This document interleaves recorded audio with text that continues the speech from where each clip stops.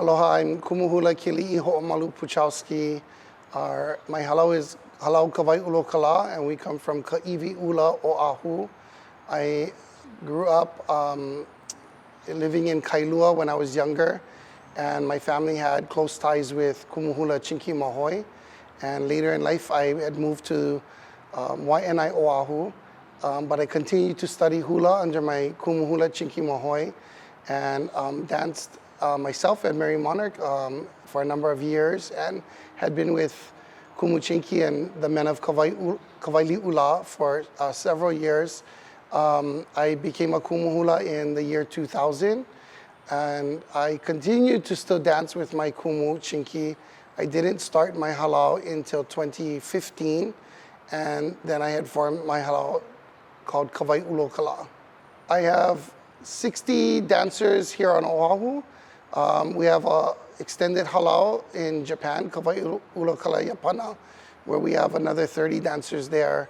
And we have 6 sensei that are under my leadership and that are part of the Kawai Ulo Kala Yapana family. So the idea of having Ikepono have these concerts in smaller towns or smaller communities in Japan, and bringing those concerts to the people rather than everyone coming to the main city or to Tokyo for a concert. This is an amazing idea. I think when myself as Kumu teach in Japan, there's so many students that travel from far distances to come to hula practice or come to take a hula workshop. And a lot of times those workshops or practices are in the main cities, and they're not in the towns where these families live. So I do love the idea of Ikepono going out to perform in those communities. This kind of relates to like Hawaiian culture. We have, Kumu's halau is here on Oahu, but I have students from all over the island. And so it is a nice opportunity for us to be able to travel to Japan and reach hula to far places in Japan and not just the main cities.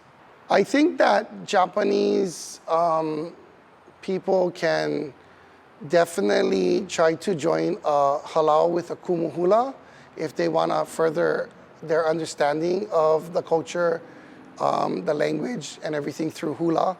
Kumu, or the word Kumu, doesn't just mean teacher, it means source or foundation.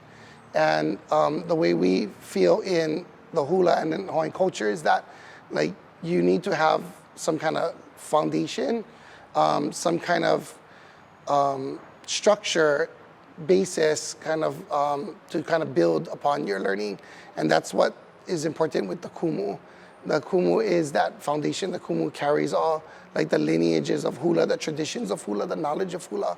So like the word itself, Kumu meaning foundation, you don't really have anything to kind of build upon if you don't kind of establish a foundation first. I know that there's beginning to be more opportunities of Kumu Hula teaching and educating Japan students, in Japan.